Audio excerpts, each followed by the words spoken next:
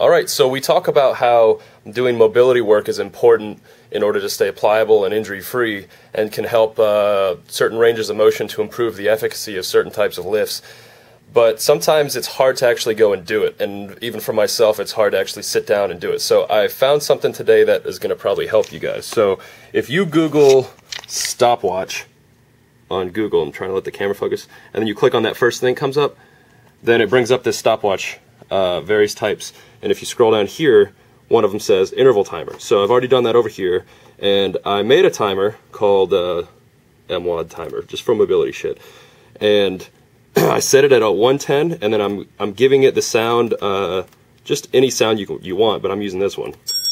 So after a minute and 10 seconds goes by, that's the sound it's going to play. So you can loop at the end, and the reason you want to loop it at the end is because you're going to string some mobility exercises together.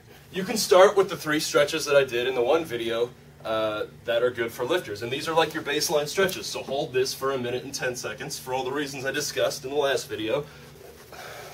The second one would be the couch stretch, which, by the way, is a lot more comfortable doing it here on the couch so that your ankle can be in a little bit of dorsiflexion instead of being plantar flex, because if you do it against the wall like I did in the last video, it's a lot fucking more uncomfortable, and I have actually avoided doing this just because it is such a pain in the ass to get into.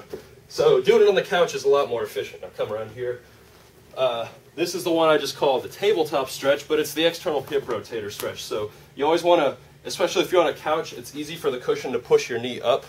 So you want to hold that down with your hand, and then you might just stay here for the first 30 seconds, and then the second 30 seconds work, you know, like what Callie will talk about in the mobility WOD, belly to heel and knee. Kind of get either some anterior shoulder stretching done. I don't have a band right now.